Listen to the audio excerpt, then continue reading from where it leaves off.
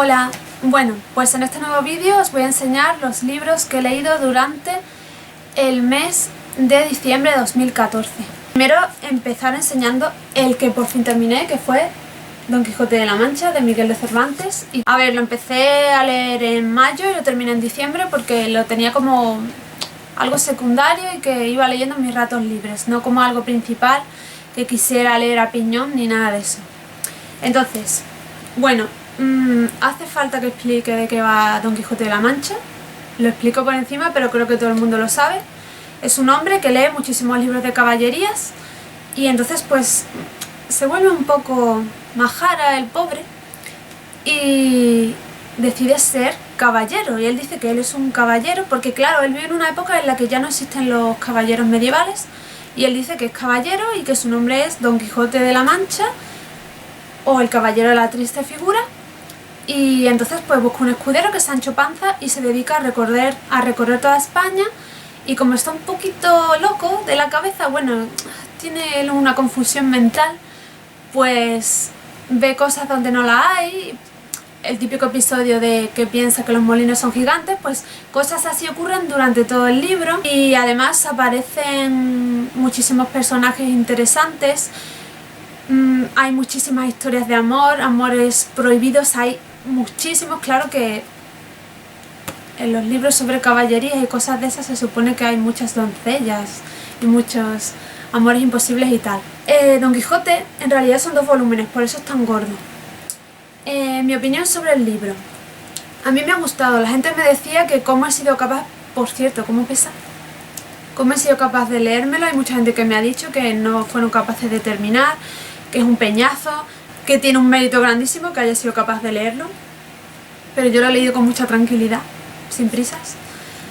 A ver, es verdad que hay momentos en que es muy pesado porque a veces Cervantes se pone, es como si divagara y se pone a hablar de cosas, empieza a hacer listas de montones de héroes y caballeros de novelas medievales de caballería que nadie conoce actualmente, y entonces en esos momentos o divaga y se pone a hablar de un moro que escribió Don Quijote. No sé, cuenta cosas que de pronto es como si se saliera de la historia y estuviera hablando directamente contigo, y en esos momentos suele ser algo pesado. Pero luego es que es una obra en la que hay tantas cosas diferentes, porque hay momentos en los que es súper gracioso. Sancho a veces es súper gracioso y a veces cuando se ponen a discutir entre ellos son súper graciosos, y algunas cosas, por ejemplo, hay un momento en el que Sancho llevaba el yelmo colgado de Don Quijote del brazo y va a comprar unos quesos. Y entonces, ¿qué pasa? Pues que no tenían donde poner los quesos y los metían en el yelmo, y entonces Don Quijote le pidió su yelmo porque necesitaba atacar a... no me acuerdo en ese momento qué es lo que venía, pero él tenía que atacarlo. Y venga, dame el yelmo. Y coge y se pone el yelmo sin que a Sancho le diera tiempo de sacar el queso, y entonces se espachurra todo el queso y empieza a caerle por la cara. Y Don Quijote pensaba que es que se le habían estrujado los sesos y se había partido su cráneo y le estaban...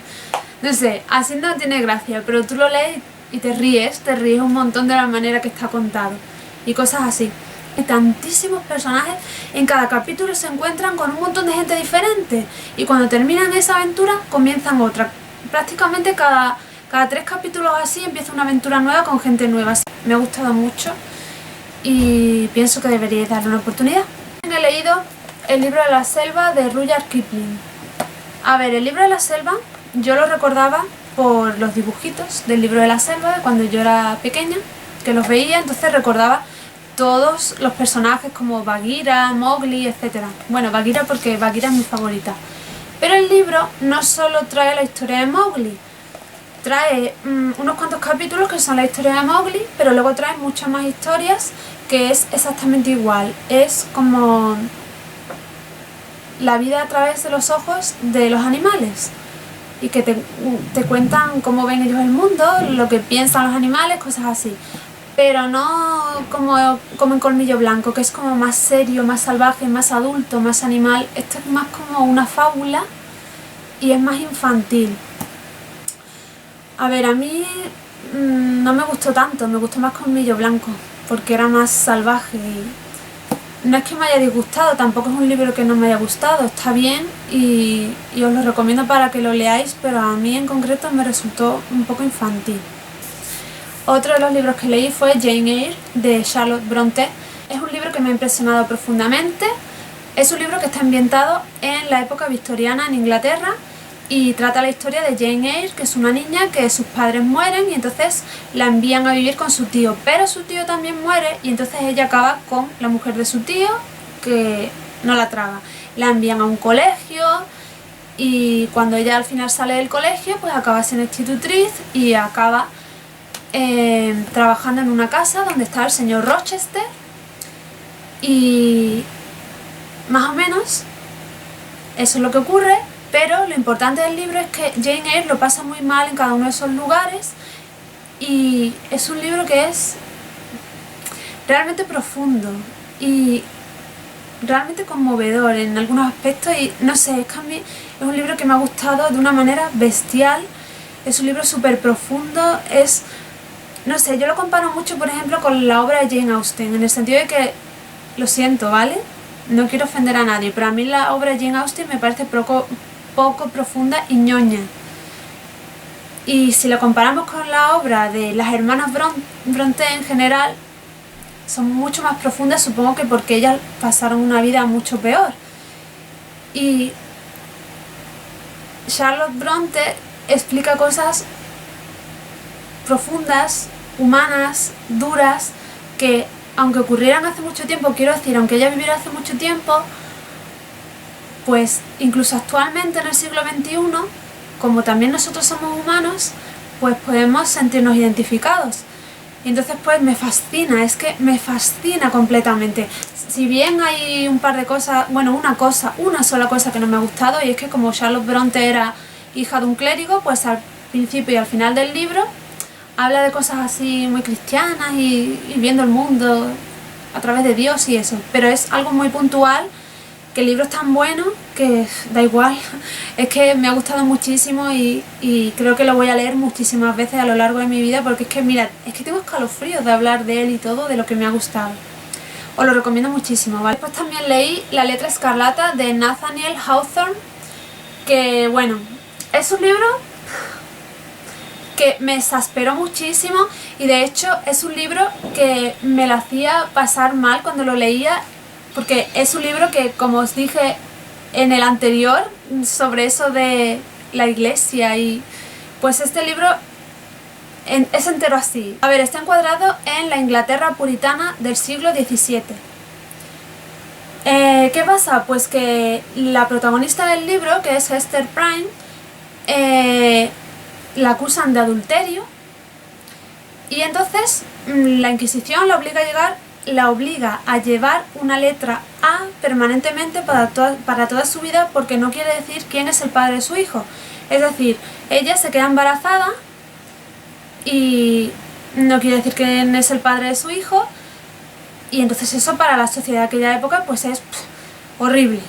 Y la acusan, la tratan mal, es horrible, la señalan y tiene que vivir apartada y es horrible. Ella tiene su hija y la gente no la entiende, los niños le tiran piedras, lo típico. Bueno, pues tú lees el libro, es horrible completamente, porque es que es horrible cómo la sociedad humana puede ser así. Y no es solo eso, sino que cómo puede ser que la sociedad, simplemente por una creencia religiosa o por culpa de la religión, pueda hacer tanto daño a una persona y además por algo que realmente es una estupidez. Bueno, aún así el libro es alucinante porque claro, te hace pensar muchísimo. Yo lo pasé muy mal leyéndolo, pero a la misma vez me hizo pensar en todas las cosas de las que es capaz el ser humano y por estupideces, porque la religión al fin y al cabo acaba siendo una estupidez si te hace hacer esas cosas, si te hace hacer daño a otras personas. Bueno, aún así hay que leerlo, ¿vale? Hay que leerlo porque pienso que es bastante importante el mensaje que transmite. Después leí Las amistades peligrosas de Chordelos de Laclos, no sé cómo se pronuncia porque el francés como que no. A ver, el libro trata sobre la nobleza francesa de finales del siglo XVIII. Es un libro epistolar que me ha encantado. Bueno, yo había visto la película, bueno, había visto varias películas. Había visto Las amistades peligrosas, que está basada en el libro tal y como es. Y luego había visto Crueles intenciones, que está basada en el libro pero en una época actual, ¿no? Contemporánea. Bueno, pues es un libro epistolar en el que hay dos personajes principales, que son la marquesa de Merteuil y el vizconde de Valmont. Lo siento, pero tengo que apuntar los nombres porque ya he leído tanto y hay tanta gente que me lío y se me olvidan. Entonces, ¿qué pasa? Pues que esta marquesa y este vizconde les gusta mucho enredar y les gusta mucho seducir a la gente y son un poquito malos. Entonces, ¿qué pasa? Pues que engañan a otras personas y se ponen como retos el seducir a una persona, seducir a otra y conseguir esto y conseguir lo otro, pero siempre son metas que son bastante malas. Pero es que tiene muchísima amiga, tiene muchísima intriga, es genial, no sé, es un libro que me gustó muchísimo, la verdad, me gustó un montón y os lo recomiendo muchísimo, y las dos películas que os he dicho también os lo recomiendo. Después también leí La edad de la inocencia de Edith Wharton, el cual está ambientado en la alta sociedad neoyorquina en 1870. Y bueno, este libro al principio de empezar a leerlo me pareció un poco ñoño. De hecho me recordó un poco a Jane Austen, pero después, conforme vas leyendo, deja de ser ñoño. Y tiene también su intríngulis y tal, porque al principio, claro, empieza a explicarte montones de cosas de la vida súper frívola de Nueva York, del Nueva York de aquella época, y todas las tonterías que tienen las familias, y en Europa se supone que es todo como más salvaje y más... Y allí en Nueva York pues eran todos como un poco... ¿Cómo lo explico? Tienen unas ciertas maneras y hay que hacer eso porque si no está mal visto y tal. Entonces, ¿qué pasa? Pues que de pronto aparece un personaje que es la condesa Olenska, que ha estado casada con un conde que es europeo, y que es el conde Olenski, y entonces es polaco, creo recordar que es polaco, y entonces pues ella llega allí a Nueva York y se comporta como una europea y hace montones de cosas, va a fiestas con hombres, con lo cual, eso está fatal. Bueno, nada más que por el hecho de querer divorciarse porque el conde la trataba muy mal, bueno, pues ya se ve fatal. Y hay ciertas personas, ciertos personajes que miran a la condesa Olenska y dicen, bueno, pues me estoy dando cuenta de que a lo mejor aquí la condesa Olenska que están criticada no es la mala, a lo mejor los malos son los demás, ¿no? Porque son demasiado amanerados y demasiado rígidos y tal, ¿no? Y como que tienen pensamientos muy antiguos y absurdos. Bueno, esas han sido mis lecturas del mes de diciembre, espero que os haya gustado y nos vemos en el próximo vídeo.